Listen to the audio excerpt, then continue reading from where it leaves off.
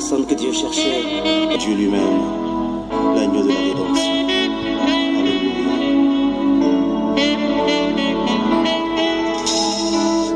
Tu cherches un peu plus simple et accompli avec plusieurs. Des alliances dont les humains violent toujours la teneur. Tous les hommes étaient indignes. Dieu ne trouva personne avec qui sceller le signe de l'alliance qui pardonne. Du ciel s'est levé au-dessus de tous les anges. Encore la famille. La famille même c'était plus compliqué, mais... Ouais. Ouais, quelle surprise, mon frère Junior. Shalom, shalom. Shalom. Ouais.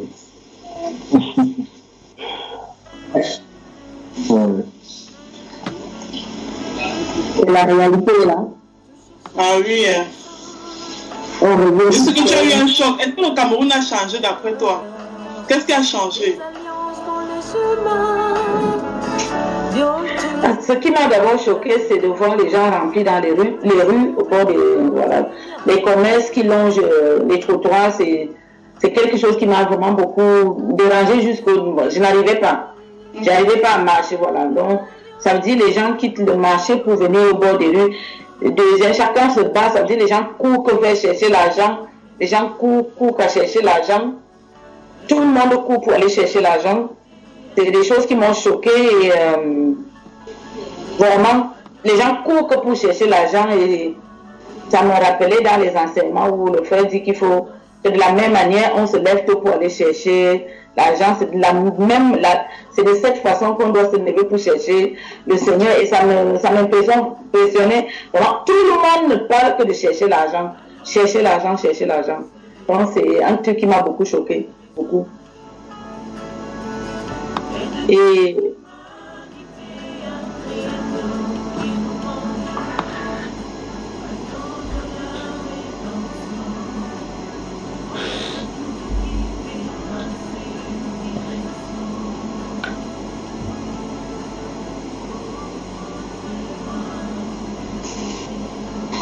Amen, merci. Hein?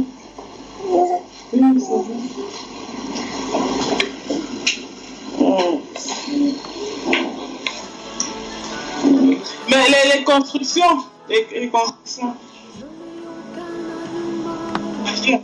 En tout cas, les constructions ne m'ont pas dérangé. Ce qui était aussi compliqué, c'est dans la famille. Ça veut dire le dialogue, il n'y a rien à voir avec Dieu et que les gens sont devant les séries, à regarder les séries du matin au soir. Du matin à 23h. Voilà. Voilà, c'était très difficile parce que tu es dans la maison, tu ne vas pas demander aux gens. Et même si tu dis qu'ils ne comprennent pas, c'était pas évident. C'était pas évident. Et les enfants sont là, ils regardent. Après, ils ont des comportements bizarres. Après, on tape les enfants parce qu'ils font des choses comme nos témoignages dans la France, dans la femme dans la sainteté. Et moi, je leur dis, quand ils regardent les séries, ils ne voient que ça. Je dis, quand tu le tapes, il ne comprend rien. Donc, il faut déjà commencer à l'apprendre. C'est des choses qui se passaient devant moi et ce n'était pas évident. C'était pas évident. Ouais. Bon. Alors du ciel s'est levé au-dessus de tous les anges et de toute l'humanité. Tu seras dans la grande assemblée l'objet de mes louanges. J'accomplirai mes vœux en présence de ceux qui te craignent. Je te louerai toujours parce que tu as agi et je vais espérer en ton nom parce qu'il est favorable en présence de tes fidèles. En tout temps, peuple, confiez-vous en lui. Répandez vos cœurs en sa présence. Dieu est notre refuge. Heureux celui que tu choisis et que tu admets en ta présence pour qu'il habite dans tes parvis. Nous nous rassasierons du bonheur de ta maison, de la sainteté de ton temple. Pourquoi les nations diraient-elles où est leur Dieu? Qu'on sache en notre présence parmi les nations que tu venges le sang de tes serviteurs, le sang répandu. Que ma prière donc parvienne en ta présence. Prête l'oreille à mes supplications. Servez l'Éternel avec joie. Venez avec allégresse dans sa présence.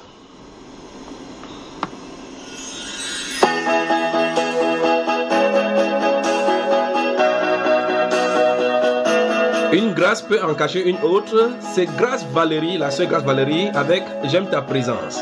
Nous sommes dans la France, dans la sainteté, une autre édition bénissant ce matin. Installez-vous confortablement, nous revenons.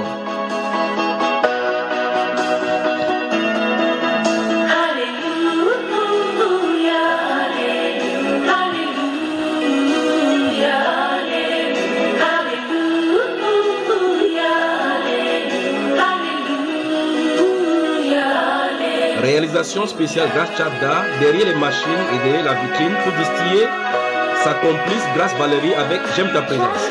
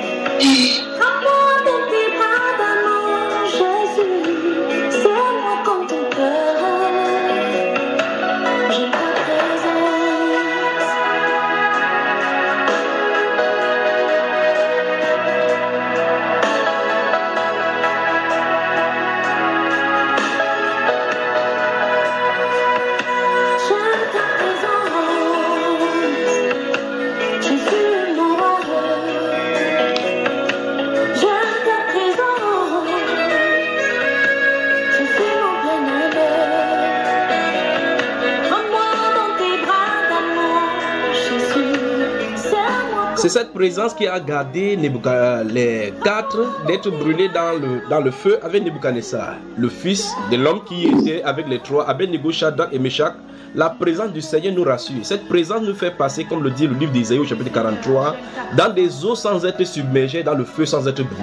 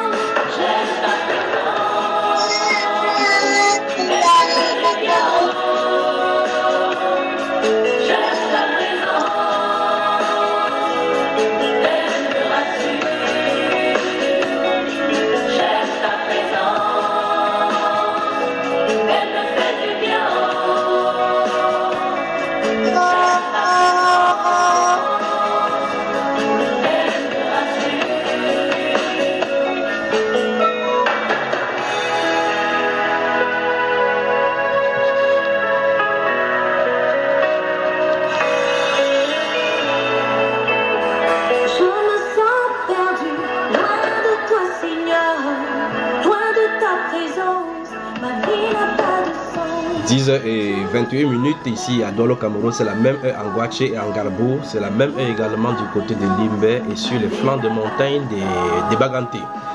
10h28 minutes également du côté de Brest où nous nous retrouvons avec notre bien-aimée sœur, la sœur Paul. Tu aimes sa présence, n'est-ce pas? Bonjour et bienvenue. Amen. Bonjour mon frère Junior. Bonjour la famille. Du côté de Bougainville à Viry-Châtillon, bonjour à toute la famille qui s'y trouve, des enfants jusqu'aux plus vieux. Bonjour, frère Junior. Mon cœur boue lorsqu'entend cette chanson distillée par Grâce Chabda. J'aime ta présence. Toi aussi, tu aimes sa présence, n'est-ce pas, ma soeur? Amen. Et je tiens à féliciter notre bien-aimée soeur qui a les mains d'or. Ça, c'est le cas de le dire. Mais je crois peut-être qu'elle a fait plutôt une commune aujourd'hui parce que cette chanson s'appelle Grâce. Elle a décidé, c'est Grâce qui a décidé de mettre cela pour vous. Pierre, le frère Pierre Moir, bonjour et bienvenue.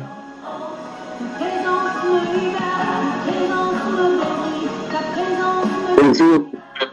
Shalom, shalom. Bonjour à tous. Je sais que toi également, de la même façon, tu aimes la présence du Seigneur, n'est-ce pas? Enfin, et d'autres, chacun de nous, nous cherchons de plus en plus sa présence. Pas vraiment, frère? Amen. Mon frère Elvis, bonjour. Bonjour mon frère. Oh, oui. Bonjour à Frère Grâce, bonjour à toute la famille. Donc elle est derrière cette vitre ici avec son casque également à l'oreille comme le mien, et puis elle a les distiller sur ses boutons en poussant ses boutons aussi pour s'assurer que la France dans la sainteté est bien distillée ce soir avec le son. J'espère que le son est très bon, n'est-ce pas? Amen. Voilà, que le Seigneur vous bénisse vraiment, que le Seigneur vous bénisse. Que le Seigneur te bénisse. Installez-vous confortablement. Je vais de quel côté maintenant? La sœur Colette, la visiteuse, la voyageuse. Bonsoir, bonjour et bienvenue.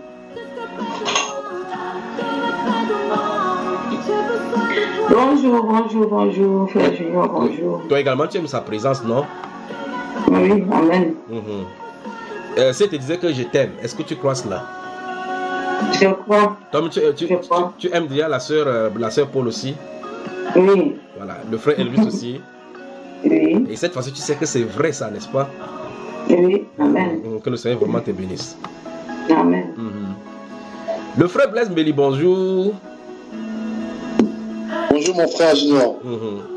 C'est une joie pour moi. C'est une joie pour moi de me joindre à vous, d'avoir la grâce de me connecter avec vous aujourd'hui. Amen. Que le Seigneur vraiment vous bénisse. Amen. La sœur Sandrine, Shalom. Shalom à toi, shalom à tous ceux qui sont à la maison là.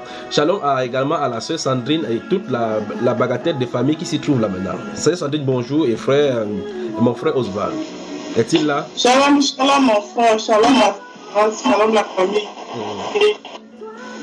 Que le Seigneur te bénisse. Luis Garcia Mikala, bonjour. Shalom, shalom mon frère, shalom à tous. Que le Seigneur te bénisse également. Comment va ton épouse?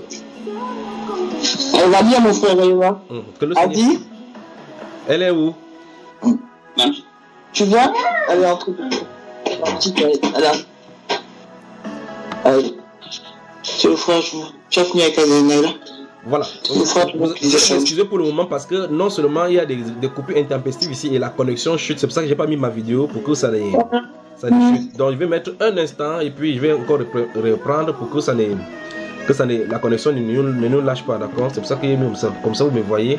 Vous remarquerez que ma barbe n'a pas poussé, non. Je suis coiffé comme le frère Pierre. Voilà. Le frère Syria Olivier, oui, attends, je crois que je l'ai vu ici connecté aujourd'hui. Le frère Syria Olivier du côté de la Chine. Chaque fois quand j'appelle ce frère, si je vois le cloud, je vois toujours cette atmosphère-là. Cloud, oui. C'est comme la fumée. Il y a une grande fumée qui va envahir la Chine. Et puis ça va amener les intoxications. Chaque fois, frère, quand je t'appelle, même quand je pense à toi dans la prière, c'est toujours ça que je vois. J'ai pris que le Seigneur vous enlève là-bas rapidement. Voilà. Amen, amen, amen. Je pense que ce n'est pas ce qu'on... C'est différent de ce qu'on voit maintenant, n'est-ce pas? C'est pas l'autre là-haut. L'autre là, ce n'est que la première phase. Vous appelez Toyota Corona, comment vous appelez cela? C'est autre chose. Ça, c'est la première phase, c'est le test. Ça va encore prendre de l'autre côté là. Ouais, il y a encore qui ici? Le plus baganté de Paris s'appelle le frère Yannick. Bonjour. Shalom mon frère, shalom. Tu étais où depuis? Je suis connecté là depuis, c'est toi qu'on ne te voyait pas, tu viens de te connecter. La soeur Hélène Chebi, bonjour. Bonjour mon frère, bonjour à tous. Oui, bien positionné, n'est-ce pas? Il y a une ici, Marie et Sibin, je crois que c'est Marie, la soeur Marie. La soeur Marie, elle est là, n'est-ce pas? Oui, je suis là, bonjour. Voilà. Bonjour. Bonjour. Elle est là derrière la vitre. Si elle veut bien, elle viendra vous saluer ici. Comment tu vas, ma soeur? Oh, la grâce de Dieu. Cette semaine, ça va un peu mieux. Tes cris sont parvenus dans son trône, d'accord, mon cher? Amen, mon frère. Il dit, mais tes cris sont parvenus dans son trône.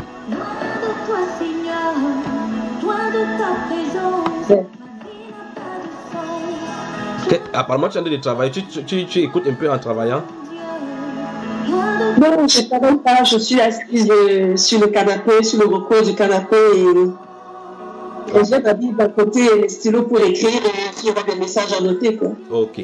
À tout à l'heure, d'accord, ma soeur? Écoute ça. À tout à l'heure, mon frère.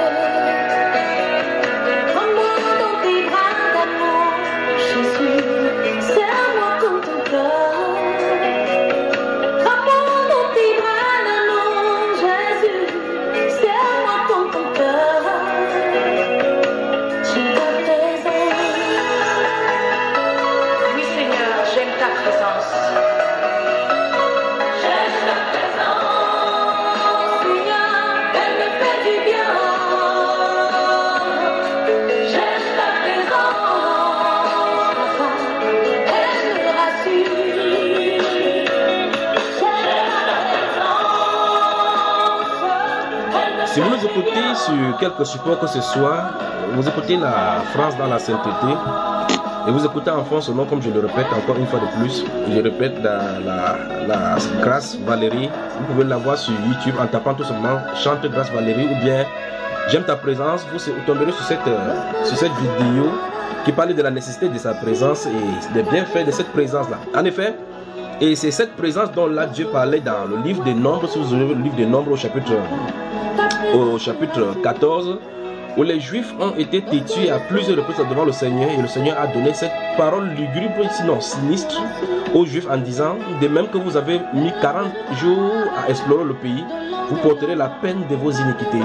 40 années, une année pour chaque jour, et vous saurez ce que c'est que d'être privé de ma présence.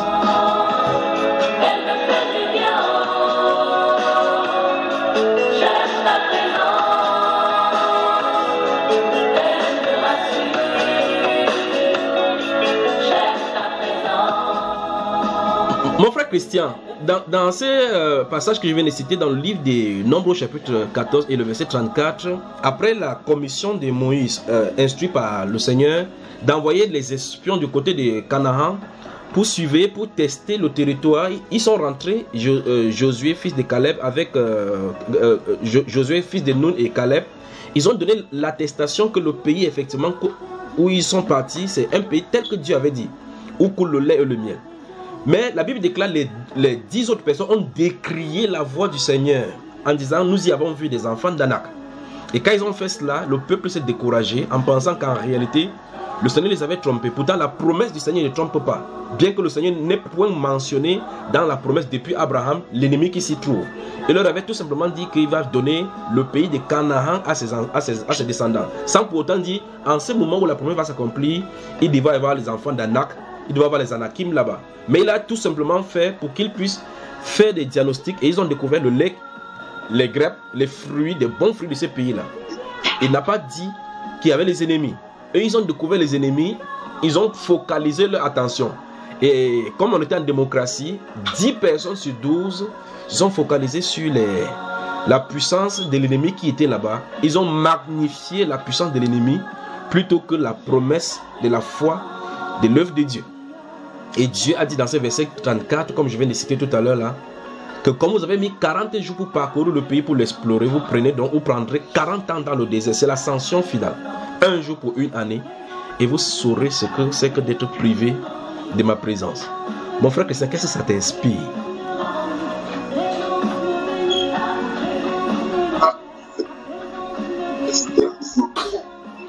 et de la foi.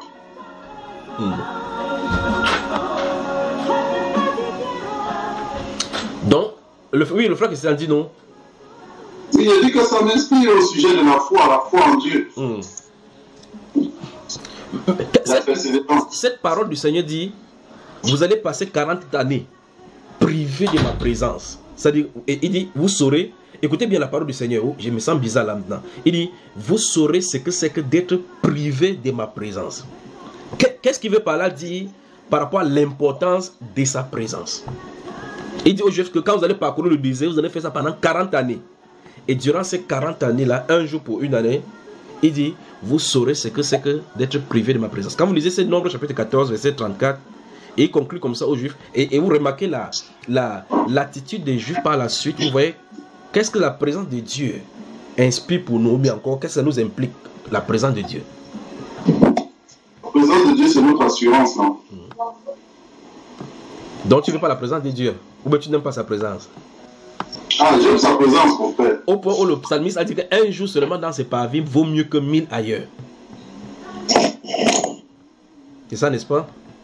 Ça, c'est ça, mon frère. Voilà. Qui n'aime pas sa présence. Et il y a des gens qui n'aiment pas sa présence. La Bible déclare dans le livre de Luc au chapitre 19 qu'il y a des gens qui ont dit au roi, nous n'avons pas voulu qu'il régnât sur nous. Donc on ne veut pas qu'il gouverne sur nous. Pas vrai, frère? Quand il va revenir, il va dire quoi? Il va dire que, et ceux donc qui n'ont pas voulu que je règne sur eux, amenez-les ici et zigouillez-les à ma présence. Pas vrai? Tout à fait. Donc quelqu'un le veut ou pas, quelqu'un aura la mauvaise présence de Dieu ou bien la bonne présence. Si tu veux sa présence, maintenant qu'il gouverne sur toi, il va gouverner. Si plus tard tu rejettes maintenant, plus tard tu seras dans sa présence étant zigouillé.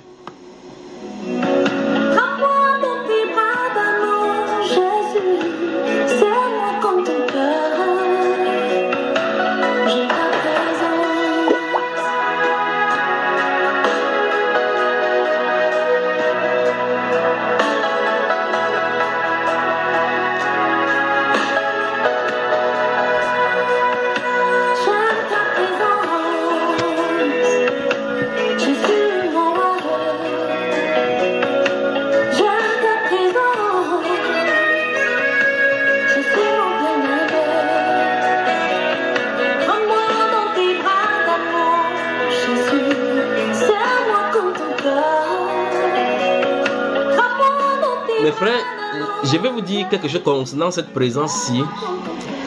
Lorsque sa présence te rassure. Et quand il est présent, ou bien encore l'une de ses manifestations, ou bien de ses attributs est présent, vous avez non seulement l'assurance que tout le ciel a son attention sur vous. Dans les procès de Paul, l'apôtre, mon grand frère, il y a assisté, effectivement. Ça vous surprend que les actes des apôtres finissent tout simplement là où on a dit qu'il avait dans son logis, il louait, il accueillait les gens là-bas. Ça vous surprend, n'est-ce pas? Quand on va grandir, un de ces, je vais vous dire les visitations, les chaises qui étaient positionnées, comment les gens s'asseyaient et puis comment ça s'est passé à la fin. Je vais vous dire un de ces jours. Peut-être on pourra aller visiter ça en slam. Il parlait de l'apôtre Paul, là où il avait loué la maison là quoi. Vous me suivez, frère? Et donc, quand sa présence, quand on est dans sa présence, vous remarquez que quand Étienne, le frère qui avait été assassiné en premier lieu pour pouvoir sanctifier et mettre l'église à part dans la puissance du Saint-Esprit, avant qu'il ne le fasse devant les Sanhédrins, quand il parlait, à un moment donné, sa présence était manifeste puissamment à lui au point où le Fils de Dieu lui-même l'a enveloppé, au point où ses adversaires voyaient les anges. Pas vrai, frère? Quand cette présence est là, même si on vous tue, vous ne haïssez pas vos ennemis. C'est cette présence-là avec les chats qui étaient dans la vie d'Élysée, quand il s'est tourné vers la montagne, avec cette présence, il pouvait continuer en toute quiétude, sachant que celui qui est avec eux est plus puissant et plus nombreux que ceux qui sont avec dans le monde. Quand cette présence est en vous, quand vous annoncez la parole, vous le faites avec assurance. La Bible déclare qu'après les avoir chicotés, qu'elle est interdisant de ne plus prêcher en ce nom-là, dans le livre de Luc, chapitre 4, ils sont revenus vers les siens, ils ont pleurniché devant le Seigneur en disant: donne à tes serviteurs d'annoncer ta parole avec assurance en étendant tes mains afin qu'il s'y accomplisse des produits de miracles par le nom de ton saint serviteur Jésus. La Bible déclare, lorsqu'il priait, le lieu était assemblé et tremblait, il fut rempli du Saint-Esprit. Il s'en alla prêcher cette même parole, ce même nom dont on a interdit avec assurance. Donc sa présence est vraiment importante pour nous dans notre vie. Quand il n'y a pas la présence de Dieu, les ténèbres nous envahissent.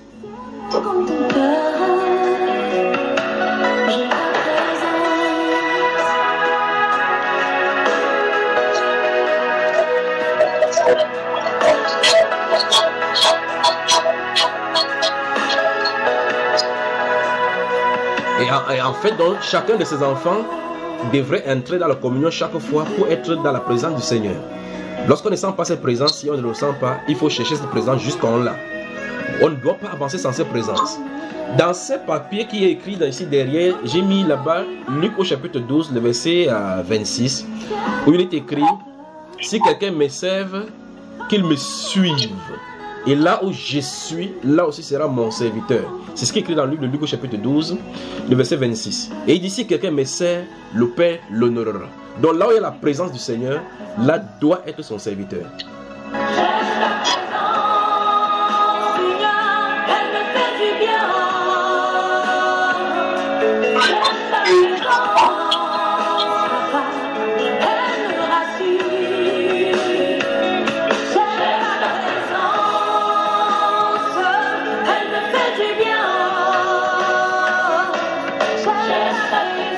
Alors vous tous qui m'écoutez dans le monde entier en écoutant cette voix, Jésus-Christ ne s'est jamais éloigné de ce monde-ci.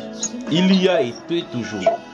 La Bible déclare dans le livre d'Éphésiens au chapitre 4, à partir du verset 8, que celui qui est descendu, c'est le même qui est monté afin de remplir tout. Et il a fait les uns comme apôtres, les autres comme prophètes, les autres comme évangélistes et pasteurs. Il est pour le perfectionnement des saints en vue de l'œuvre de leur ministère. Alors si vous vous sentez seul, souvenez-vous que Jésus-Christ ne vous a pas abandonné. Vous êtes ses disciples, il ne vous a pas abandonné. Il a dit dans le livre de Matthieu chapitre 28, verset 19, après avoir demandé qu'on parte prêcher, il a dit qu'il est avec nous tous les jours jusqu'à la fin du monde. Que vous sentiez sa présence ou non, que vous en soyez conscient ou non, il nous enveloppe, il est avec nous.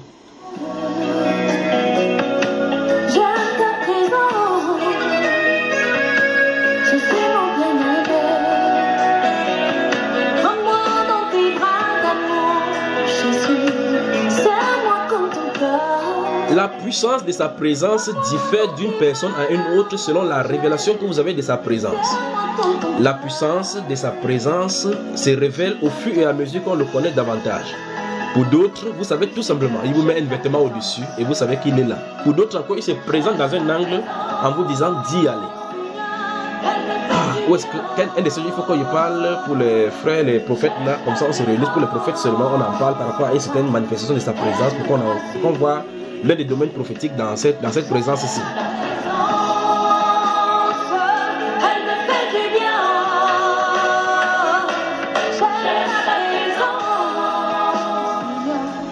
Merci ma chère soeur. Que la grâce dont et la paix vous soient multipliées de la part de celui qui est, qui était et qui vient. Celui-là qui monte dans les nuées, qui prend les ailes du vent, qui s'envole avec sur sa cuisse ce nom écrit roi des rois et seigneur des seigneurs, dont le nom est la parole de Dieu. Celui dont là qui nous a dit effectivement que si on croit en lui, qu'on résiste aux méchants et qu'on croit effectivement qu'il peut nous préparer une place. Nous sommes réunis dans sa sainte présence ce matin encore pour communier autour de sa parole. Et j'ai pris que ce qu'il a mis sur mon cœur pour vous ce matin puisse être déployé par lui. Donc je me remets à vous ce matin, si vous voulez que nous travaillions doucement et bien. Vous me dites ce que vous voulez. Soit nous ne procédons pas des questions, soit je déploie tout simplement ce qu'il en est. Mais je sais que si je commence, ça risque de nous prendre 4. Donc je pense qu'il va falloir que nous prenions ça par série. Si vous le voulez bien. On enchaîne les 4 heures, mon frère. Amen. Vous avez quand même des problèmes, non? On enchaîne les 4 heures. 4 heures. Ah, c'est toi qui dis qu'on va désirer sa sainte présence, mon frère. Donc on enchaîne les 4 heures.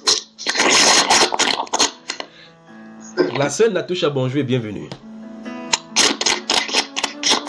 Bonjour frère Junior, bonjour tout le monde. Installe-toi confortablement, d'accord? Bonjour, monsieur. La sœur, vous allez voir la main de la sœur, elle est derrière cette vitre, elle va juste vous tendre la main. Je crois que vous voyez sa main là. Shalom, shalom.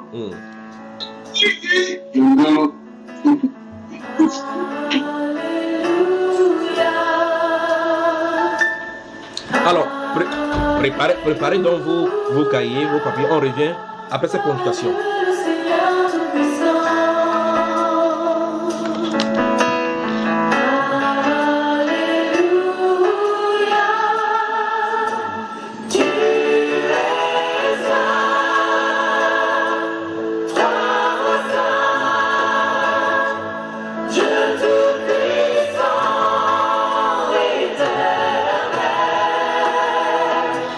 Lord.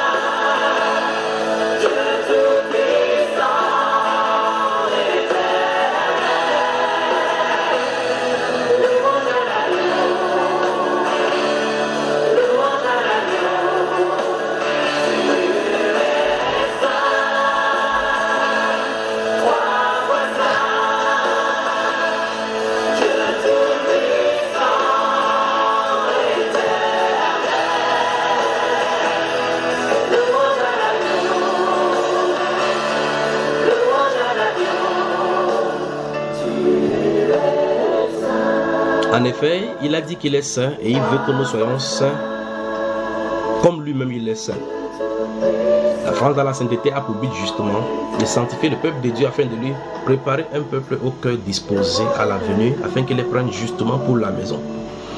Vous nous écoutez dans quelques endroits de la France et dans ses extensions métropolitaines. Vous voulez vous joindre à ce groupe. Écoutez les liens concernant la France de la sainteté depuis le premier. Créez un compte Skype et envoyez-nous, nous y joindrons dans le forum. Vous nous envoyez à Junior. Junior c'est J-U-N-H-I-O-R-S. Avec le chiffre 3, nous vous joindrons dans le forum. Mais souvenez-vous, en y venant, c'est la prédication donc sans compromis, où toutes les questions sont posées bibliquement et répondant bibliquement.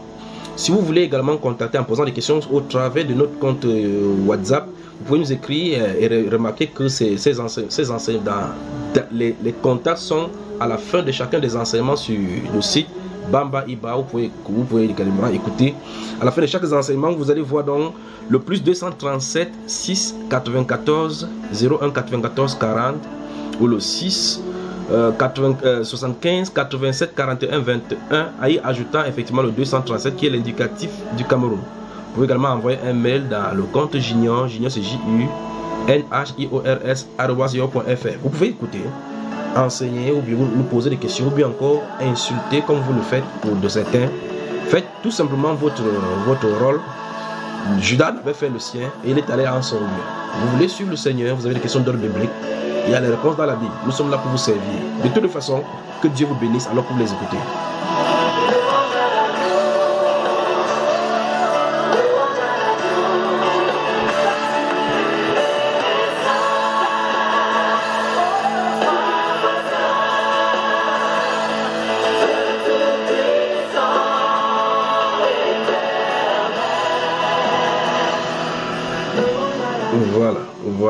Voilà.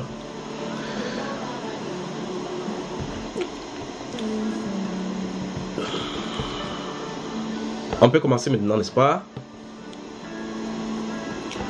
Amen. J'espère que tout le monde m'entend. J'espère que j'ai dit bonjour à tout le monde ici. Et quelqu'un ne dira pas que je n'ai pas salué. Je crois que tout le monde... Oui, j'ai salué tout le monde ici. S'il n'y a pas de questions, j'ai appris mon bloc-notes là, je vous attends. Y a-t-il des questions? Les gens qui ont dit que tu as échoué dans le cœur, non attends.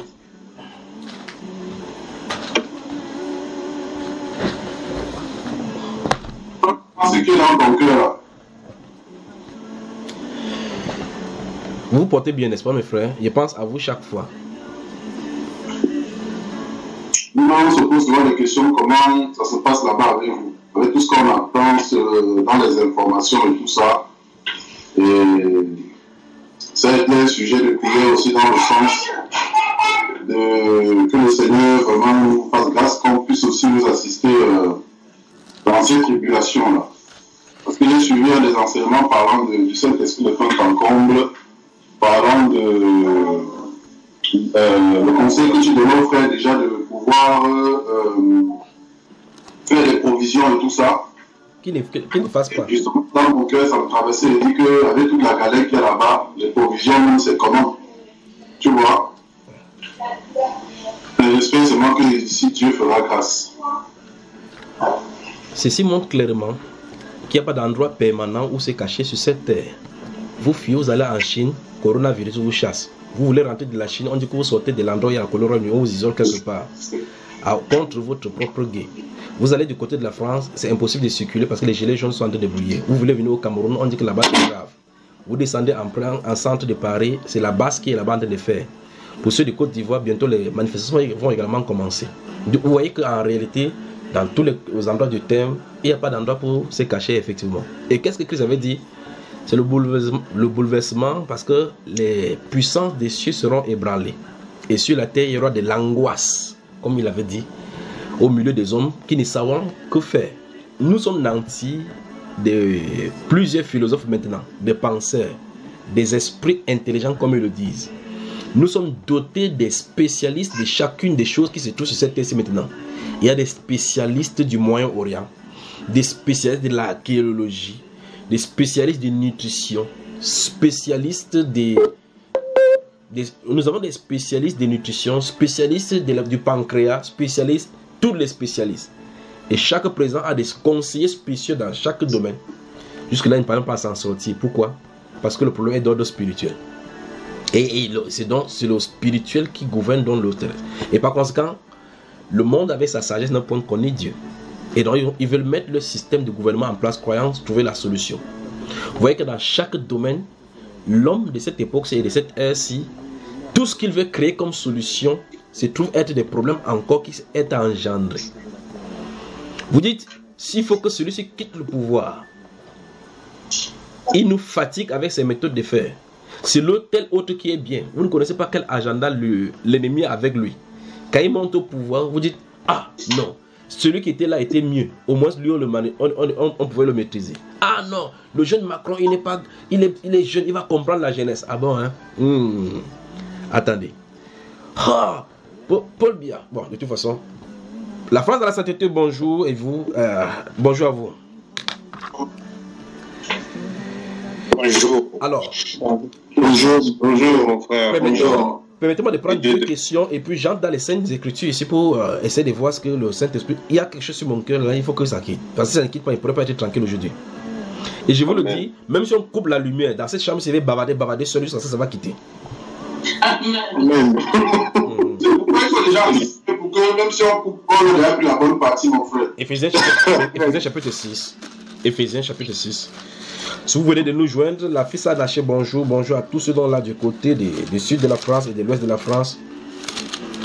Tous ceux dans des villages lointains de la France. Que Dieu vous bénisse, que Dieu vous bénisse. Pour vous qui êtes à Paris, le Seigneur va commencer un réveil du côté de la tour Eiffel. Ne perdez pas cela. Oui, bonjour à vous. Éphésiens au chapitre 6, on y va. Oui, mon frère. Amen. À partir du premier verset? Non. On va lire le verset 10 jusqu'au verset 17. On va travailler là-dessus parce que c'est long. C'est long.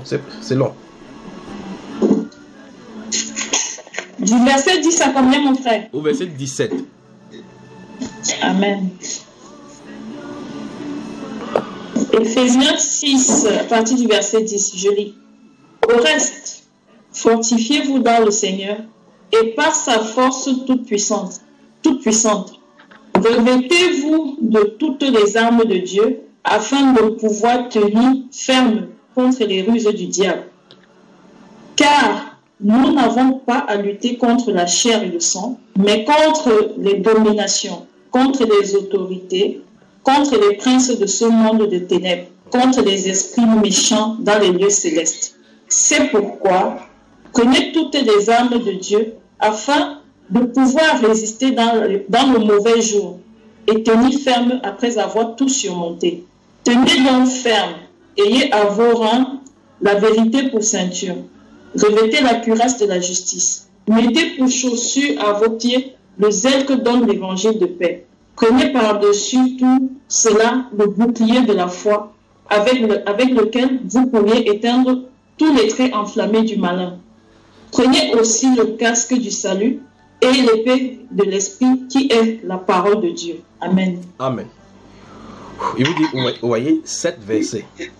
7 versets, j'espère bien que je pourrai aller vraiment doucement. Il faut que je brosse, que le Seigneur nous garde maintenant pendant que son de faire et que son esprit nous conduise. On va aller doucement, d'accord? D'abord, sans entrer encore dans l'explication, le premier et le deuxième verset, bon, écoutez-moi très attentivement pour ne pas bien me comprendre. Le premier verset que tu as lu et le deuxième verset que tu as lu ont un problème. Les versets-là ont des problèmes. Donc, je vais d'abord corriger. Écoutez-moi très attentivement. Je vais d'abord corriger ces problèmes-là avant qu'on entre dans l'enseignement. Je suis responsable de ce que je vais faire là maintenant.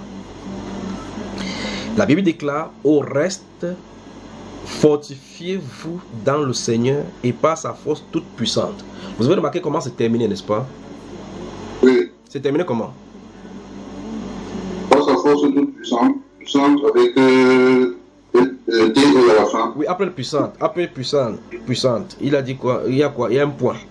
Il y a un point. Il y a un point. Après, il dit revêtez-vous de toutes les armes de Dieu. Oui, c'est là le problème. Entourer le point là, il n'y a pas le point. Parce que ça ne donne pas. Il y a quelque chose qui ne va pas là. Entourer le point. Le point ne doit pas être dans ce verset biblique. Là-bas. Voilà. Il va avancer maintenant doucement.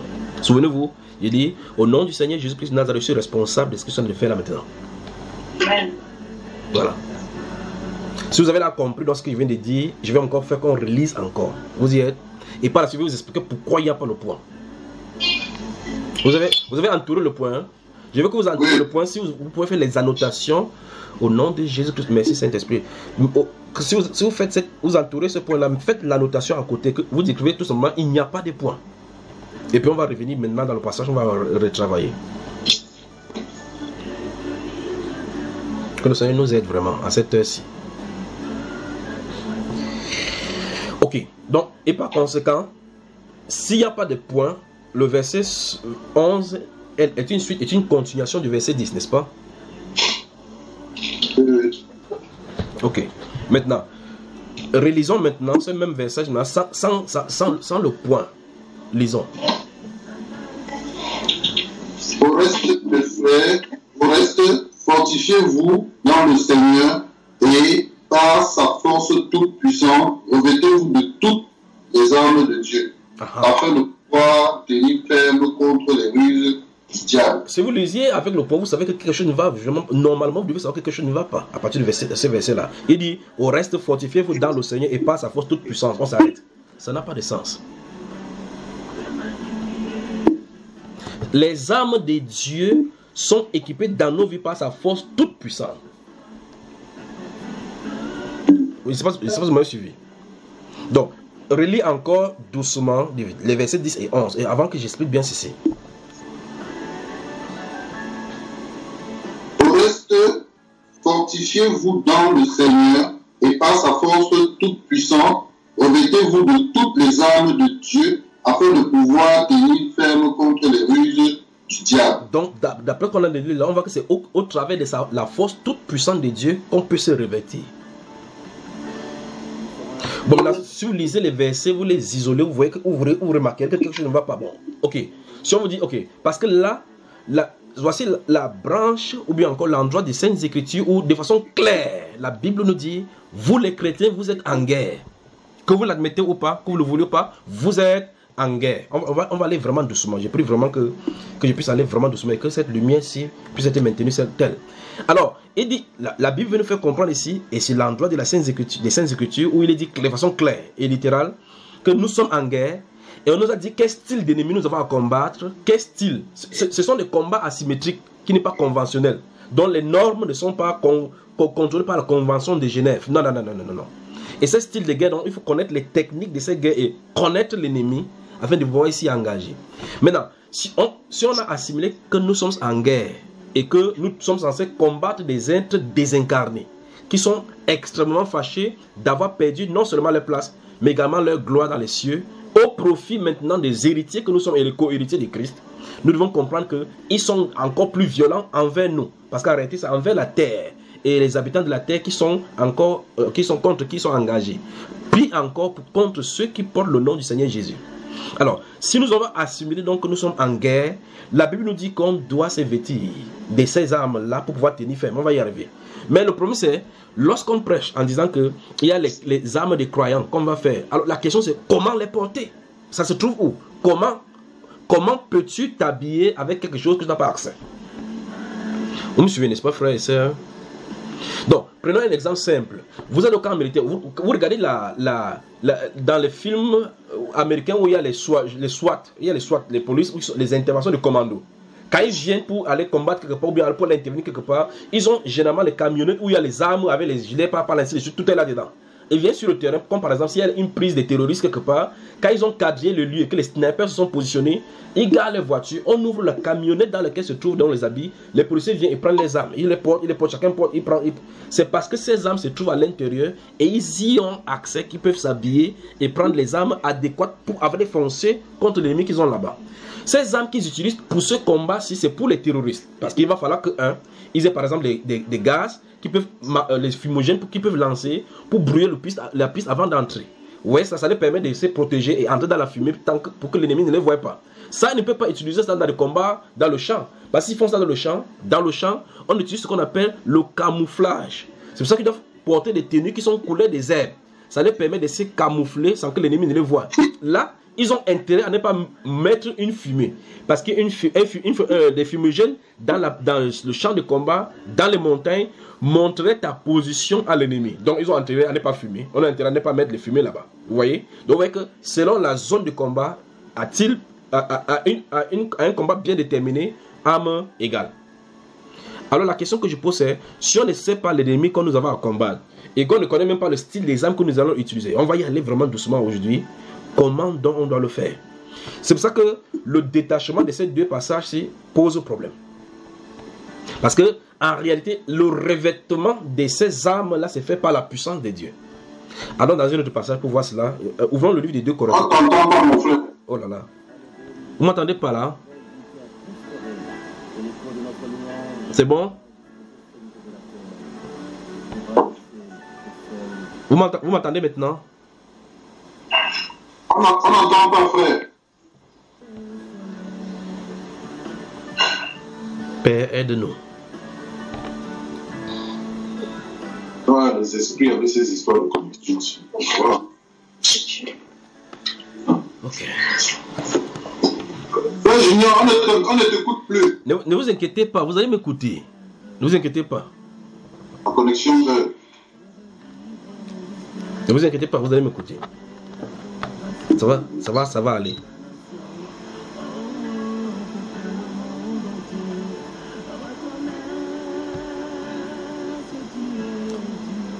Vous m'entendez, n'est-ce pas? Non, on ne t'entendait pas depuis l'affaire. Non, ne vous inquiétez pas, je me suis tué, il n'est pas parlé, il était calme. Non, ne t'inquiète pas, il ne parlait pas, ne t'inquiète pas, il n'y a rien de perdu, comme mon frère. Ah, ok, d'accord. Don't worry, on va sauf que parler aujourd'hui.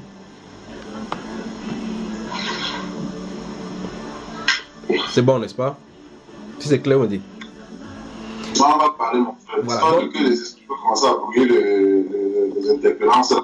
Donc, je me suis arrêté à...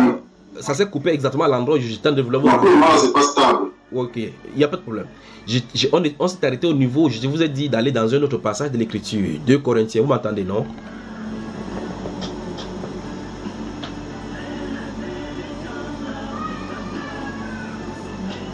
Vous m'entendez? Non, c'est pas stable, mon frère. C'est pas stable.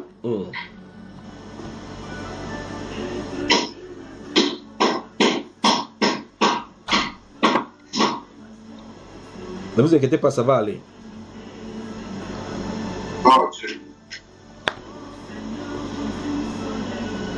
Donne-moi un instant pour la prière, s'il vous plaît, et puis je vous reviens. Amen.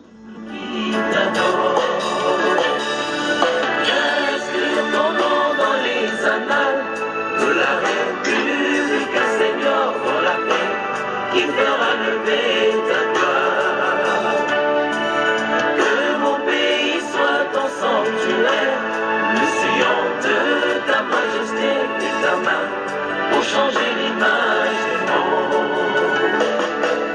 fais lever l'étendard de ta gloire au sommet de toute la nation. Nous voulons te magnifier, Jésus, et que l'hymne de mon peuple soit un cantique d'adoration pour sceller nos intimités, Seigneur.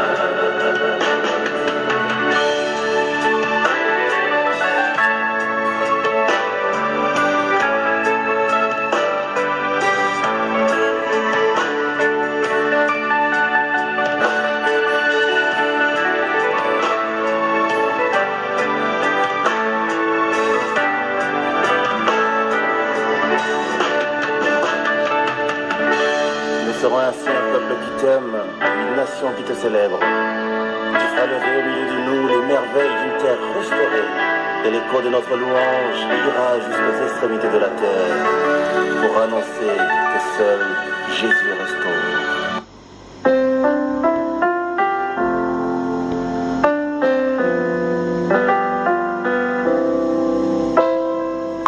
C'est au pied de ta croix que je trouve le réconfort.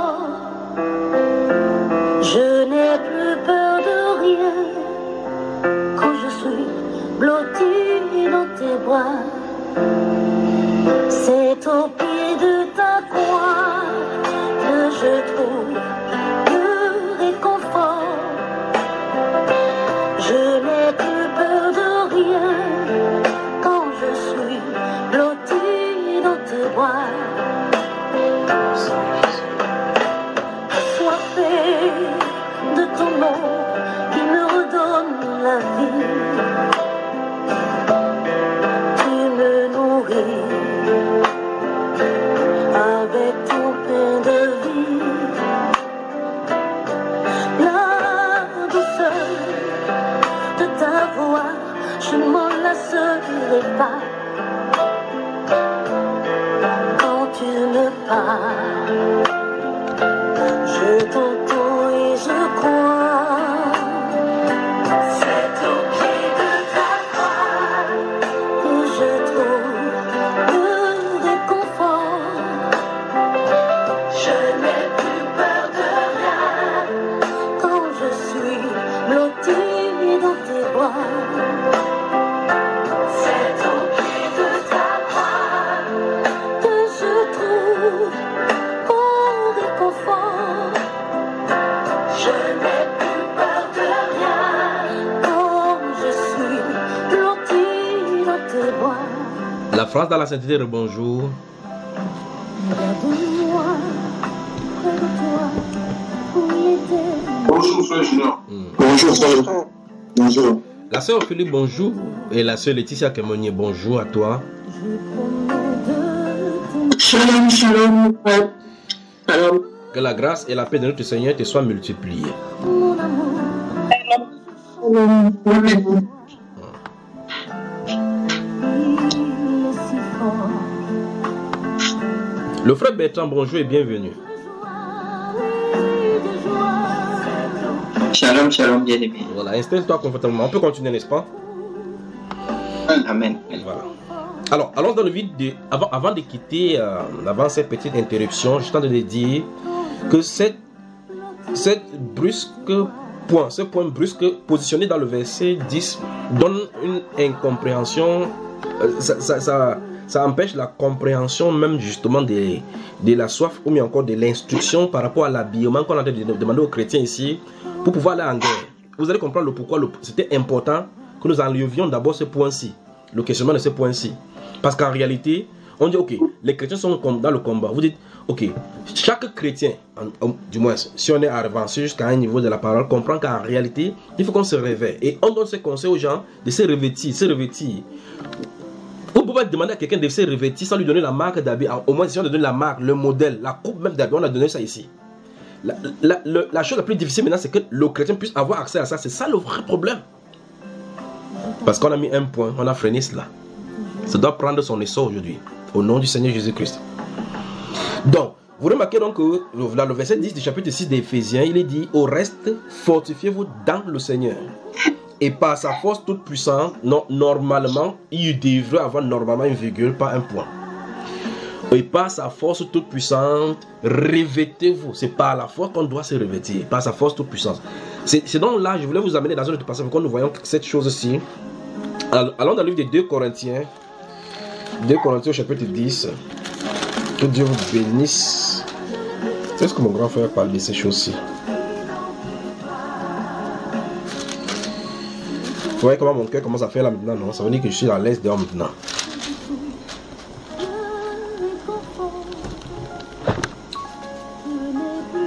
Vous y avez moi? Vous m'entendez là? Ok. Maintenant, on va lire le livre de 2 Corinthiens chapitre 10. Notez les versets 1 à 10, mais on va lire jusqu'au verset 5. Quand vous allez arriver au verset 5, je vais encore vous freiner. Nous allons lire ça autrement. Pour que ça puisse entrer. Le frère William Conrad, bonjour et bienvenue. Installe-toi confortablement. On vient tout juste de commencer. On va prendre les habits pour aller combattre. Amen, amen, frère. Voilà. Shalom, shalom à tous. Shalom, shalom. Donc s'il vous plaît, vous qui avez les enfants, faites tout et tout que les enfants ne vous déconcentrent pas. Soyez concentrés sur ce qu'on va faire là aujourd'hui. Allons-y, ma chère soeur. Verset 1 à 5. Mais nous allons, quand tu vas arriver au verset, après avoir lu, je vais faire qu'on va relire là autrement. Allons-y. Amen. Moi, Paul, je vous prie par la douceur et la bonté de Christ, moi, humble d'apparence quand je suis au milieu de vous, et plein de hardiesse à votre égard quand je suis éloigné. Je vous prie, lorsque je serai présent, de ne pas me forcer à recourir avec assurance à cette hardiesse. Donc, je me propose d'user contre quelques-uns qui nous regardent comme marchant selon la chair. Si nous marchons dans la chair, nous ne combattons pas selon la chair, car les armes avec lesquelles nous combattons ne sont pas charnelles, mais elles sont puissantes par la vertu de Dieu pour renverser les forteresses. Nous renversons des raisonnements et toute hauteur qui s'élève contre la connaissance de Dieu et nous amenons toute pensée captive à l'obéissance de Christ. Alors, continuons jusqu'au 7. Jusqu'au 7. Allons-y, ma soeur. Nous sommes prêts aussi à punir toute désobéissance. Lorsque votre obéissance sera complète, vous regardez à l'apparence. Si quelqu'un se persuade qu'il est de Christ, qu'il se dise bien en lui-même que, comme il est de Christ, nous aussi, nous sommes de Christ. Continue. Et quand même, je me glorifierais un peu trop de l'autorité que le Seigneur nous a donnée pour votre édification et non pour votre destruction, je ne saurais en avoir honte. 10 enfin. Afin 10. Afin que je ne paraisse pas vouloir vous intimider par mes lettres. Oui. 10.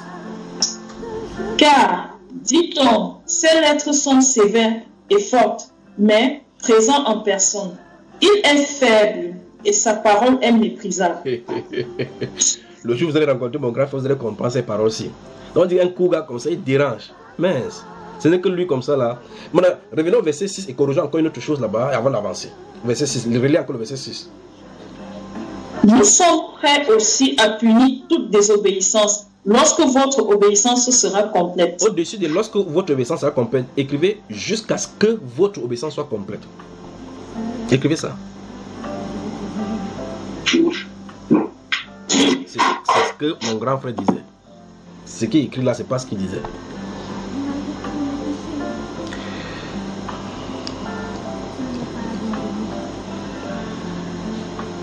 Donc, lorsque tu auras écrit maintenant, ma soeur, tu relis encore le verset.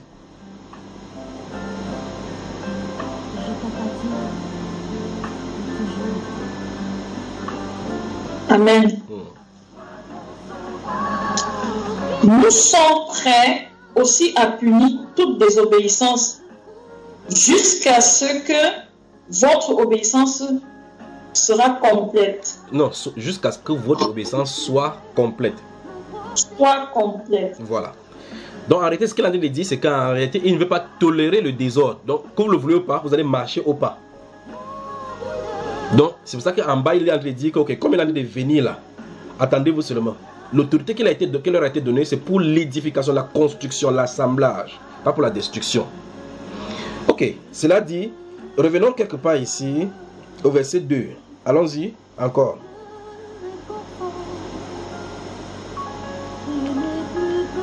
Verset 2. Je vous prie, lorsque je serai présent, de ne pas me forcer à recourir avec assurance à cette hardiesse, dont je me propose d'user contre quelques-uns qui nous regardent comme marchant selon la chair. Voilà, que vous ensemble, je vous demande de dire ce que mon grand frère a dit ici. Qu'est-ce qu'il a de dire? En d'autres termes, qu'est-ce qu'il veut dire?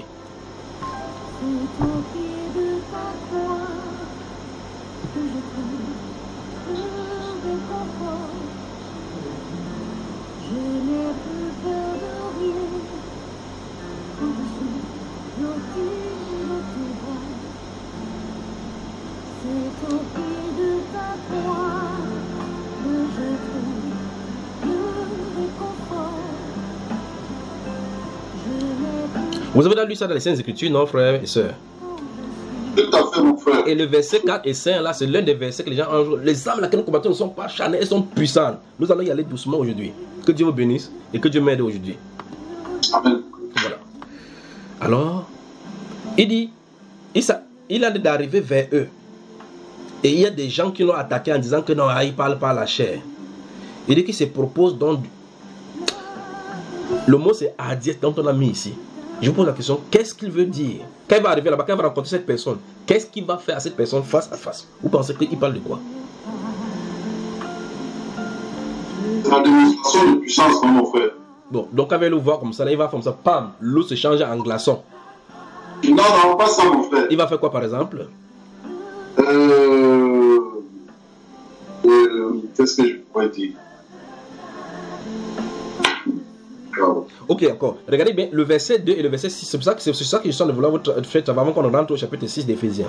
Parce que là-bas au verset 6 dit, en réalité, ils sont prêts à punir toute désobéissance jusqu'à ce que l'obéissance soit complète. Jusqu'à ce que les chrétiens entrent dans l'entière obéissance finalement. Et entre temps, il y a des gens qui sont en train de l'insulter. On dit que ah, Maf, il intimide qui? Ah, Maf, il parle, il peut faire quoi? Il est ok. Comme ils disent qu'il est faible dans ses lettres, il est dur dans ses lettres, quand il est suppléant, il ne peut rien faire. Il dit que il faut que ces gens qui pensent ainsi sachent que tel que je suis dans les lettres, c'est comme ça que nous sommes face à face avec notre parole, ça ne change pas. Et regardez encore ce qu'il dit, verset 10. Regardez le verset 10. Car dit-on, ses lettres sont sévères et fortes, mais présent en personne, il est faible et sa parole est méprisable. Vous voyez? Et verset 8, il dit, et quand même je me glorifierai un peu de l'autorité. Regardez voir l'esprit, c'est un groupe de mots. De l'autorité que le Seigneur nous a donnée. Le Seigneur nous a donné de l'autorité pour votre édification et non pour votre destruction. Donc cette autorité-là, ça peut détruire, pas vrai frère? Tout à fait, la correction. Voilà. Et puis il dit ici, pour votre... Il dit... Et cette autorité-là, il se propose donc de l'employer contre, pas pour, contre quelques-uns. Contre quelques-uns, contre les faux frères, en fait. C'est très grave. On n'est même pas d'abord faux sur ça. On a dit quelques-uns. Et les quelques-uns sortent de leur frère. Non mais attends, quand ton enfant désobéit à la maison, tu le tapes, c'est pas ton faux enfant, frère. Bon, tu dois faire ça pour que ça le corrige, pour qu'il comprenne que non, ton vrai enfant ne doit pas se comporter comme ça. Pour les faux frères, il les met en état il les écarte du troupeau. Comme dans le livre de Galates, au chapitre 1 où il a dit clairement qu'il les a résistés en face, pas vrai?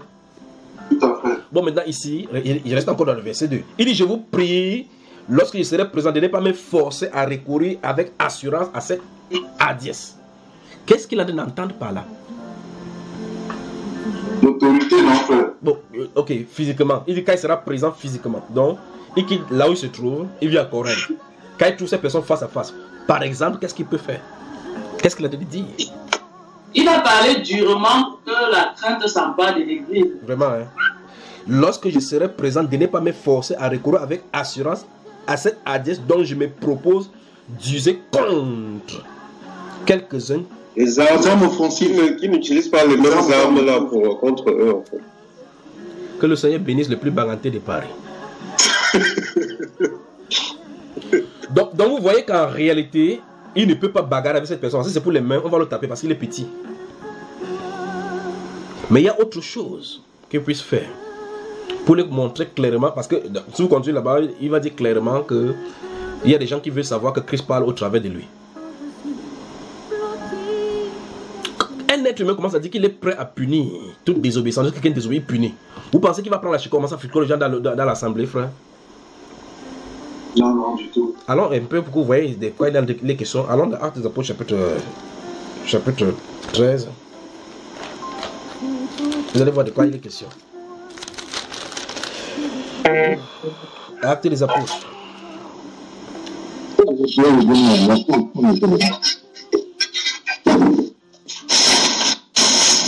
Il y a du bruit quelque part là, c'est désagréable. C'est désagréable dans les auditeurs, dans les oreilles de nos chers auditeurs qui nous écoutent sur Bambaïba. Vous y êtes déjà? Oui, mon frère. Voilà. Allons-y à partir du verset, verset 3 en entrant. Verset 3 jusqu'au verset 10, hein? Jusqu'au verset 11 même. Amen. Alors, après avoir jeûné et prié, ils leur imposèrent les mains et les laissèrent partir.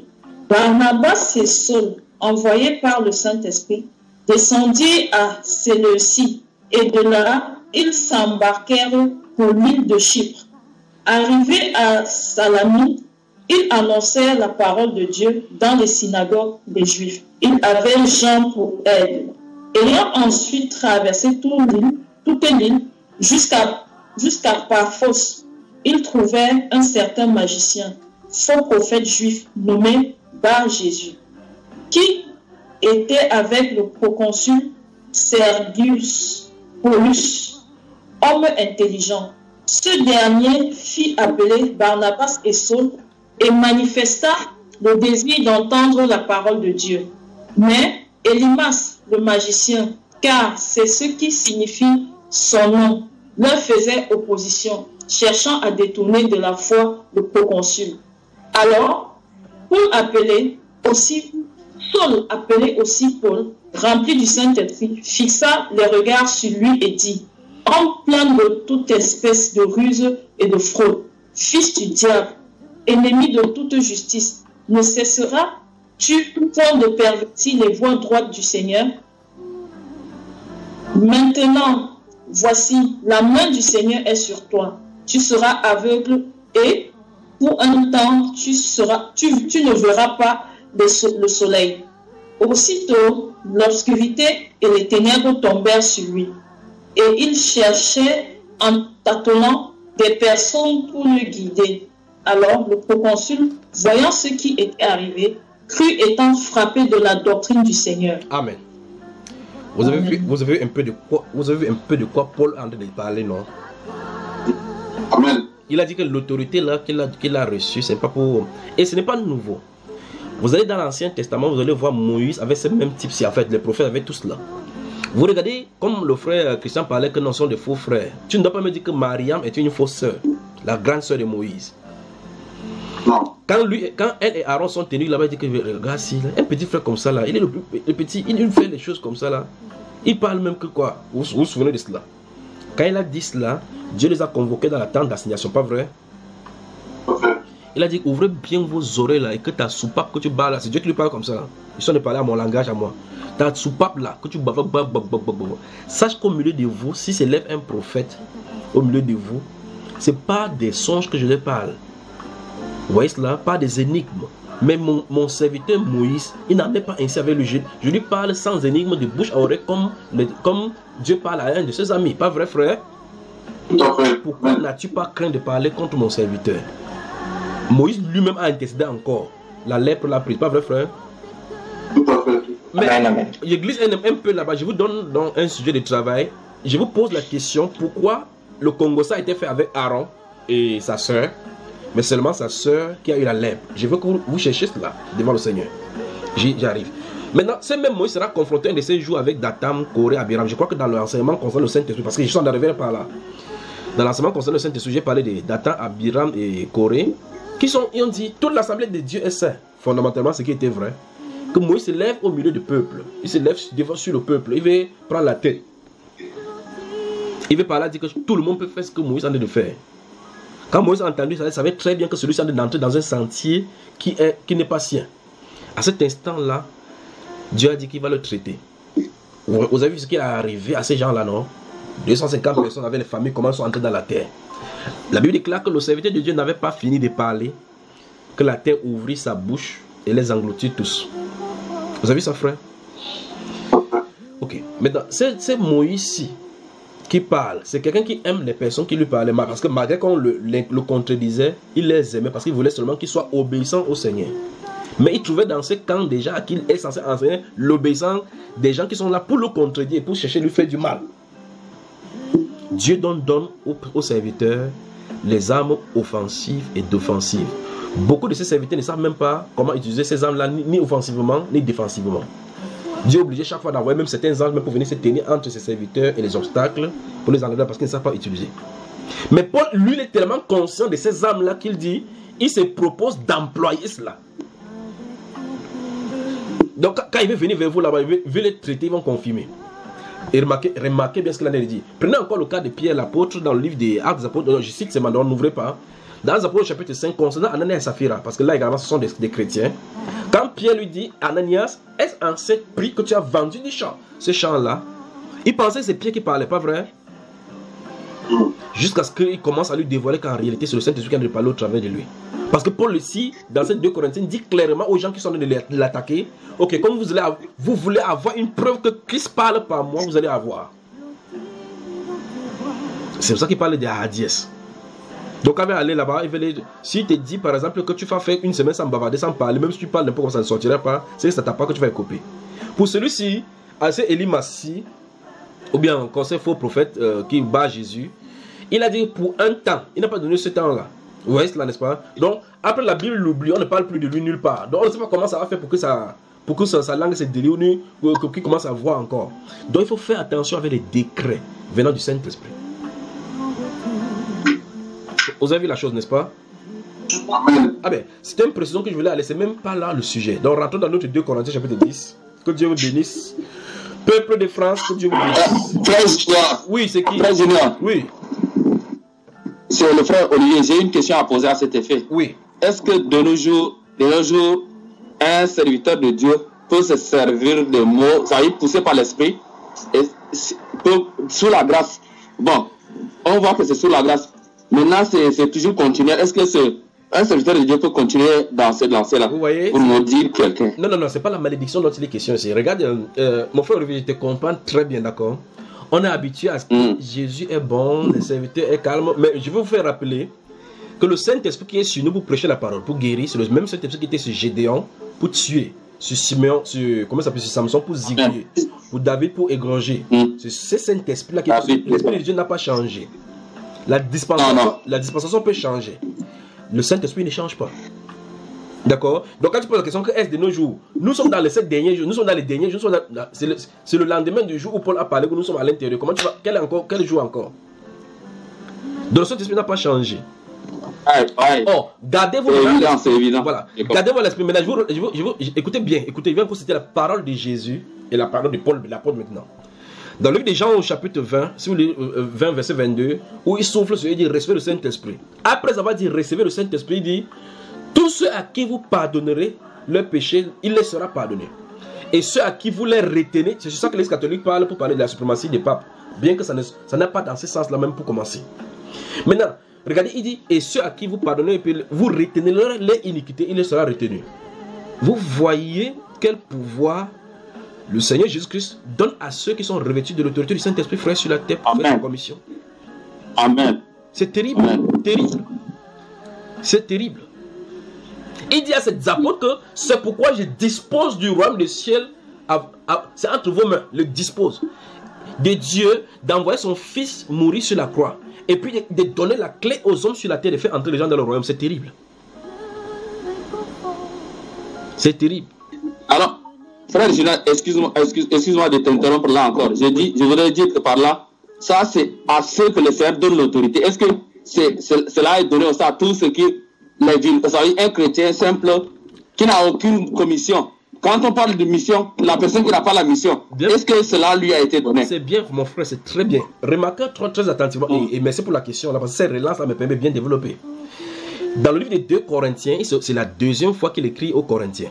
Dans le premier épître, il leur avait dit au verset 3 du chapitre 3, les versets 16 et 17, qu'ils ne savaient pas que vous êtes le temple de Dieu et que le Saint-Esprit de Dieu habite en vous.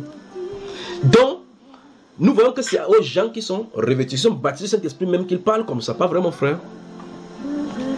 Donc, l'apôtre Paul ne veut pas venir devant quelqu'un qui a le Saint-Esprit, il dit que oh you get, il envoie sa part. Bon, c'est aussi dit que moi aussi le Saint-Esprit envoie oh you get, c'est pas ça. Le Saint-Esprit dans l'homme, c'est dimension après dimension. Vous avez vu ça, n'est-ce pas? La photosynthèse, je crois que j'ai dit ça dans l'enseignement. La lumière du soleil qui vient là-bas, ça brille là-bas. Les plantes ne perçoivent pas la lumière de la même façon. Chaque personne prend sa portion. Ce que le bois va prendre pour pouvoir faire sa portion, la quantité qu'il va prendre, c'est pas la quantité que les herbes qui sont en bas au-dessus lui vont prendre. Vous êtes d'accord avec moi, frère? En tout cas, même si vous n'êtes pas d'accord, c'est ça. Amen, amen. Vous voyez cela? Oh, remarquez. Là, je suis d'accord. Ça, je suis d'accord. Amen. Tu ne peux pas faire autrement parce que c'est la Bible. Alors, regardez bien. Dans le livre de Philippiens, au chapitre 4, si vous lisez les 2 premiers versets, il parle des Saintiches et cette autre femme là-bas qui ont des antagonismes où ils demandent donc aux fidèles serviteurs de les aider à se concilier. Vous avez vu ça, frère? Ces personnes à qui il a de parler et pour qui il a de parler, ce sont des femmes qui ont le Saint-Esprit, mais encore les antagonismes. Donc, gardez-vous à l'esprit que quand Corée, Dathan et Abiram étaient en train de dire que tout le peuple de Dieu est saint, fondamentalement, ils avaient raison, parce que c'est un peuple mis à part, sanctifié. Parce que Dieu avait déjà dit, vous êtes saints, je suis saint, vous serez saints. Pas vrai? Donc, le peuple était sanctifié. Mais l'autorité pour briser la mer, combattre Pharaon, était sur Moïse. Quand Moïse a quitté la scène, il n'a pas délégué ça à tout le peuple. Il a délégué ça à Josué. Vous avez vu ça? Donc, alors, tout le peuple de Dieu est saint. Le peuple de Dieu a toujours été saint, que ce soit dans l'Ancienne Alliance ou dans la Nouvelle Alliance. Mais il dit ici que cette autorité que Dieu a donnée, c'est pour l'édification des saints. Dans le livre d'Éphésiens, justement, au chapitre 5, chapitre 4, dont là, il dit que les apôtres, les prophètes et autres là-bas sont donnés pour le perfectionnement des saints. En vue de l'œuvre du ministère, pour les perfectionner. Donc, ils sont saints, ils ont le Saint-Esprit, mais il faut les perfectionner. De la même façon, comme quand notre soeur accouche là-bas, quand l'enfant grandit, quand l'enfant fait l'effort, il fait le désordre, quand on le tape, ça ne change pas son esprit qui est à l'intérieur. On tape comme ça pour que son esprit appréhende pour dire, ok, donc je dois comprendre que je ne dois pas me comporter de cette façon-ci. C'est pour ça qu'il a de parler. Parce qu'il ne peut pas utiliser ces hadiths contre les non-croyants. C'est que ça va les détruire tout simplement. Le Saint-Esprit dans les Saintes Écritures dit dans Hébreux chapitre 12 que c'est comme un père que Dieu nous corrige, nous châtie. Le châtiment du Père nous amène à sa sainteté. Donc ça nous corrige pour que nous amenions dans l'obéissance. C'est ça dont la parole est en train de parler. Alors, gardez-vous à l'esprit donc notre Seigneur Jésus-Christ de dire, tous ceux à qui vous pardonnez le péché, il sera pardonné. Mais ceux à qui vous les retiendrez, il ne sera retenu. Allons dans le livre de 2 Corinthiens chapitre 7 là.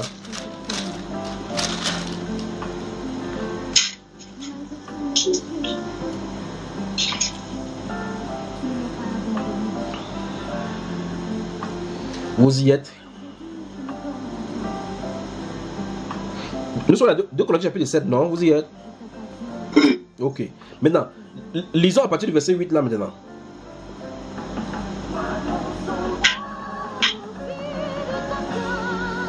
Deux Corinthiens 7, 8. Quoique je vous ai attristé par ma lettre, je ne m'en répands pas. Et si je m'en suis repenti, car je vois que cette lettre vous a attristé, bien que momentanément. Je me réjouis à cette heure, non pas de ce que vous avez été attristé, mais de ce que votre tristesse vous a apporté à la repentance.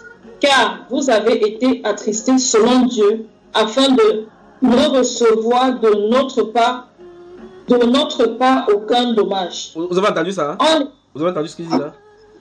Vous avez donné recevoir de notre part aucun dommage, oui. Continue ma soeur. En effet, la tristesse selon Dieu produit une repentance à salut dont on ne se répand jamais. Tandis que la tristesse du monde produit la mort. Et voici, cette même tristesse selon Dieu, quel empressement n'a-t-elle pas produit en vous? Quelle justification, quelle indignation, quelle crainte, quel désir ardent, quel zèle, quelle punition. Vous avez montré à tout égard que vous étiez pur dans cette affaire. Si donc je vous ai écrit, ce n'était ni à cause de celui qui a fait l'injure, ni à cause de celui qui l'a reçu. C'était afin que votre empressement pour nous fût manifesté parmi vous devant Dieu.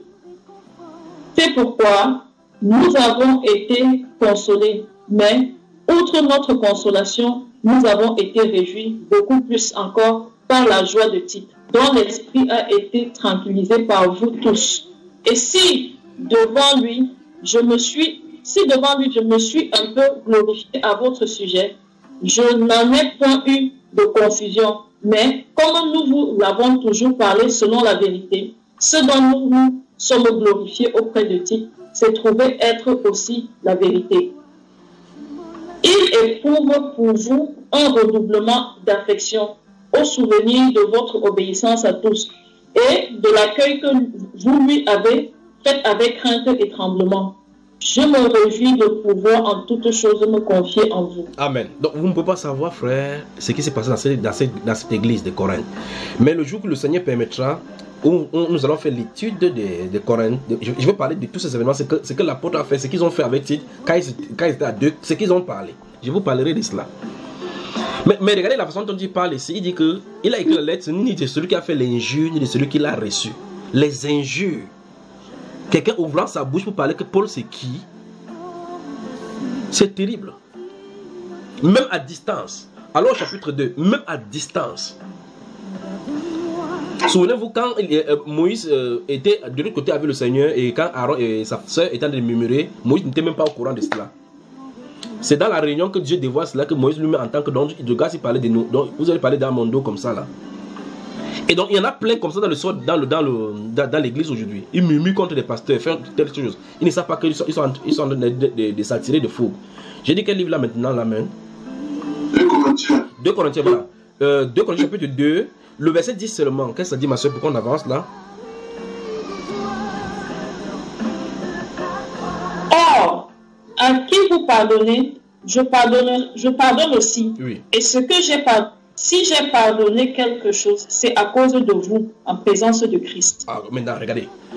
Cette personne-ci, Paul, est en train de dire que l'église de Corinthe a été d'accord pour pardonner, il pardonne aussi. Et il dit ça en présence de Christ. Donc le Saint-Esprit a été d'accord pour ce pardon. Maintenant, gardez-vous à l'esprit maintenant avec Jean dont je viens de citer le Seigneur Jésus-Christ, que si vous retenez le péché de quelqu'un, il le sera retenu. Vous vous souvenez de cela? C'est parce qu'on n'est pas en assemblée. Il veut dire que pointe quelqu'un là-bas, tu montes ton doigt, tu dis que garde ta soupape là, fermée. Donc vous remarquez clairement ici, comme vous êtes deux comme ça, j'arrive là-bas, c'est qui dit frère, lui Gassin, comme tu as ta femme, pointe-lui le doigt comme les femmes la bouche dans le cul, tu dis que garde ta soupape fermée, quand tu ne connais pas. Voilà. Donc remarquez ici, Paul l'apôtre vous l'a dit clairement ce qui s'est passé, si vous avez lu 1 Corinthiens puis 2 Corinthiens, il dit qu'en réalité finalement les gens ont pardonné. Or maintenant Jésus dit que quand ces choses se passent en milieu chrétien, si les personnes là décident de ne pas pardonner au ciel, ça sera retenu comme tel. Frère, si un être rempli de l'esprit te demande, oh, je ne te pardonne pas, tu dois gêner. Gêner jusqu'à ce qu'il change d'avis. Maintenant, il dit qu'il a pardonné en présence de Christ. Dans le livre de 1 Corinthiens chapitre 5, cette personne-ci qui couche avec la femme de son père, il dit, vous n'étant pas présent, j'ai d'ailleurs jugé une telle personne. Vous avez ça? Qu'il soit livré à qui? Satan. Vous entendez la condamnation, frère? Il dit que vous étant assemblés avec mon esprit. Vous entendez ce qu'il en est? Ah, c'est terrible. Les armes offensives et défensives. Rentrons dans 2 Corinthiens. Ouais. Oui. La sœur Natosha. Natosha, allons-y. Oui. Mon frère, comment savoir que nous sommes pardonnés de nos péchés? Ça, c'est un... Vous voulez me détourner. Permettez-moi de noter ça, ou bien noter ça quelque part là-bas. Comment savoir si mes péchés sont pardonnés? C'est très intéressant cela. Parce que voilà l'un des obstacles. Voilà, merci. Vous avez noté ça, non? Pour que nous n'y allons pas. Il faut que ceci sorte. Quand ça va sortir de mon corps, de mon cœur, là-bas, il va partir. Et donc, rentrons dans le livre des 2 Corinthiens chapitre 10. Souvenons-nous, le point de départ, c'est Éphésiens chapitre 6. On va y revenir parce qu'on n'a pas encore commencé là-dedans. Notez Éphésiens chapitre 2 et 3. On va y revenir également s'il le permet.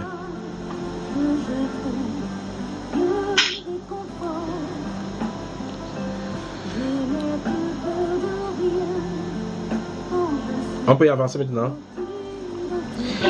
Adassa Maikani, bonjour.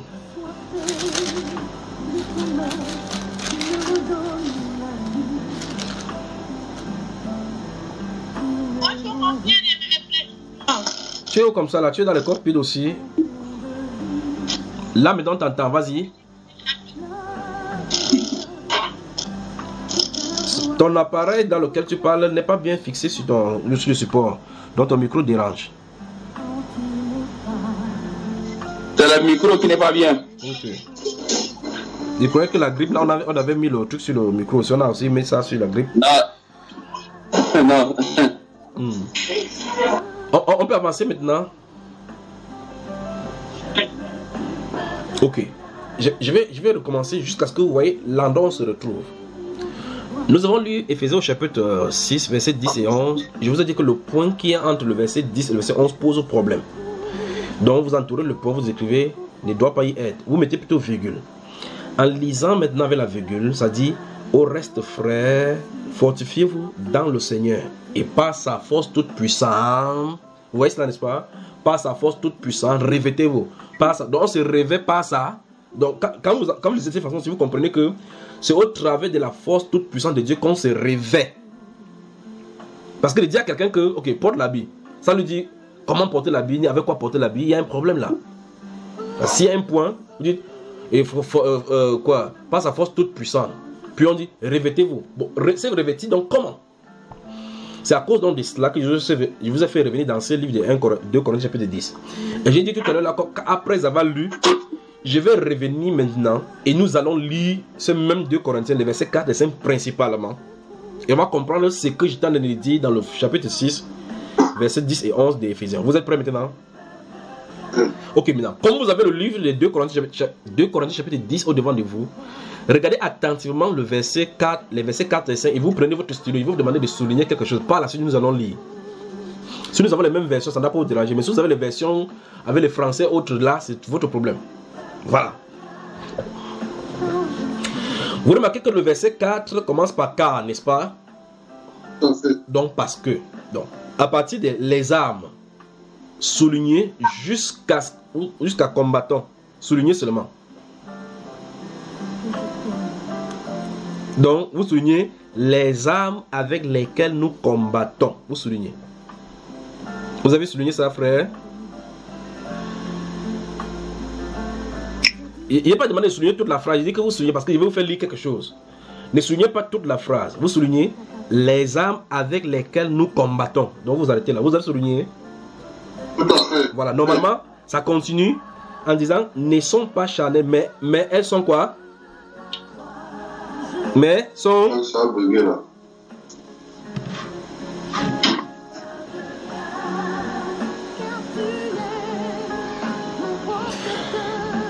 Donc normalement, vous avez souligné, par la suite ça continue par dire, ne sont pas charnelles, mais elles sont puissantes dans la vertu de Dieu. Voilà, maintenant, souligner, sont puissantes. Vous y êtes? Oui. Normalement, et puis ça continue par la vertu de Dieu. Vous avez remarqué, n'est-ce pas? Par la vertu de Dieu, n'est-ce pas? Vertu de Dieu. Maintenant, par la suite, c'est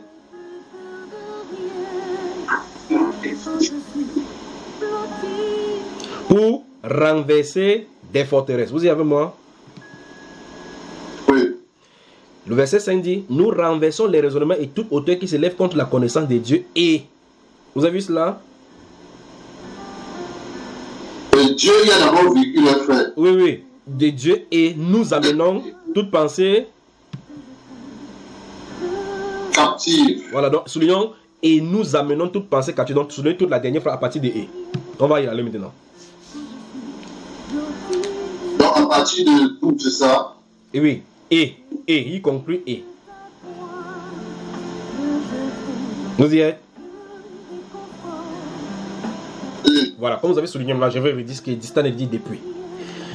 Dans le verset 10 et 11 d'Éphésiens chapitre 6, il y a un problème de points parce que ces points-là empêchent qu'on comprenne au travers du quoi le vêtement doit être porté, comment le vêtement doit être porté, où et où, dans quel conteneur se trouve le vêtement. Vous m'avez bien saisi, n'est-ce pas?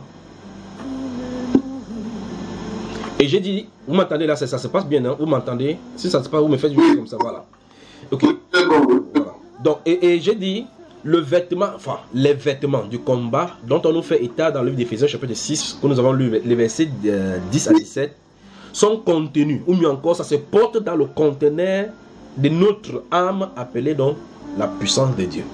C'est de ça dont je suis en train de vouloir parler. Et donc, j'ai dit que nous venions dans ces 2 Corinthiens chapitre 10 pour que nous voyons. Maintenant, frère Christian, il veut que tu lises au fur et à mesure seulement, c'est-à-dire en suivant ce qu'on a souligné. Allons-y. Du verset 4 au verset 5, seulement ce qu'on a souligné. Donc quand tu finis un, tu passes à l'autre. Allons-y.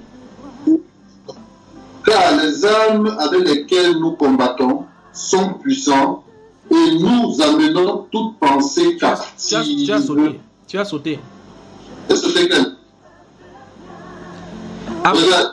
Après, par la vertu de Dieu, il demande qu'on souligne pour renverser des forteresses. Pour renverser les forteresses. Voilà. Et nous amenons toute pensée captive à l'obéissance de Christ. Non, enfin, je relis un peu. Oui, voilà. Oui. Car les armes avec lesquelles nous combattons ne sont pas charnelles. Non, tu as inclus quelque chose qui n'est pas inclus. Non, non. les armes avec lesquelles nous combattons sont puissantes pour renverser des forteresses et nous amenons toute pensée captive à l'obéissance de Christ. Amen. Voilà, maintenant on peut parler. Que Dieu vous bénisse. Merci le frère Oswald, merci. Alors, regardez, maintenant, comparons maintenant avec le livre d'Éphésiens chapitre 6, donc là. Dans Éphésiens chapitre 6, il est question ici des armes du croyant. Regardez une fois de plus encore. Je vais lire les versets 10 et suivants. Au reste, fortifiez-vous dans le Seigneur et par sa force toute puissante, revêtez-vous de toutes les armes de Dieu. Vous voyez que dans le verset 12, verset 11, on a de parler des armes de Dieu qu'on doit se revêtir. Paul explique donc dans le 2 Corinthiens chapitre 10 que ces armes-là, avec lesquelles nous étions pour le combat, dont il parlait dans Éphésiens chapitre 6, sont puissantes. Et vous remarquez dans le livre d'Éphésiens, dans Actes chapitre 1, que le Seigneur avait dit que quand le Saint-Esprit viendra sur vous, il dit, vous recevrez une puissance, c'est après que le Saint-Esprit soit venu sur vous. Je ne sais pas si on se comprend maintenant. Donc le Saint-Esprit vient avec la puissance.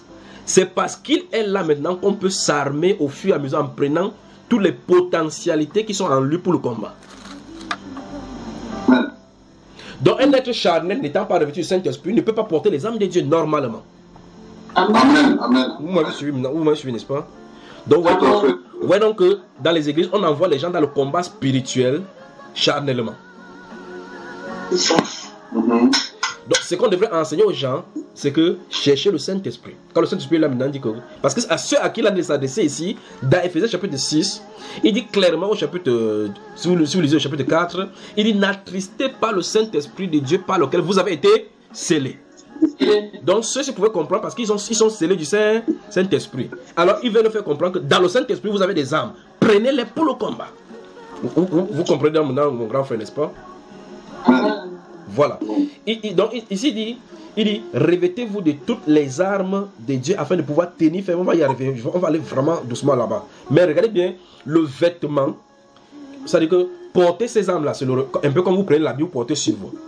Il dit donc ok, investissez-vous ou bien encore revêtez-vous avec ces armes-là. Mais le point qui sont de vous là dit c'est ceci, c'est que ces armes-là se trouvent dans le Saint-Esprit. C'est pas quelque chose qui est extérieur. C'est pas Mon frère Junior. Oui. Donc en gros, tu peux être dans la bonne armée, mais n'ayant pas de bonnes armes. Exactement. En tout cas, essayez même physiquement, essayez de regarder avec les armées naturelles. Si vous n'avez pas les vraies armes, vous ne combattrez pas. Si on dit que, comme je parlais tout à l'heure dans les armes, vous allez quelque part où il y a les tirs asymétriques qui sont dans tous les... Comme à Bagdad où les djihadistes se cachent n'importe où. Et que vous n'êtes pas groupé. C'est pour ça qu'ils partent dans ces combats. Pour passer dans les ruelles, ils entrent dans les chars blindés parce que ça peut fuser de n'importe où. Amen. Mais le point c'est que je veux que vous remarquiez ce qu'on a fait contre les chrétiens. Il est question ici des armes, comme on a dit dans 2 Corinthiens 10 là-bas, des armes spirituelles pour le combat spirituel. Et l'apôtre Paul insiste du fait que ce ne sont pas charnels. Si ce n'est pas charnel, alors c'est spirituel. Alors comment prendre les armes spirituelles charnellement? Vous voyez que ça n'a pas de sens, n'est-ce pas? Si je suis charnel, les armes avec lesquelles je dois combattre sont spirituelles. Et je dois combattre des êtres spirituels désincarnés que je ne vois pas. Comment faire pour aller combattre des choses spirituelles sans les armes spirituelles dont on parle et alors que je suis charnel? Vous voyez que c'est un danger d'aller faire des choses de Dieu sans le Saint-Esprit. C'est terrible. C'est terrible. Alors, le point qui est dans Éphésiens chapitre 6 donc, empêche donc de comprendre, de voir ces choses clairement.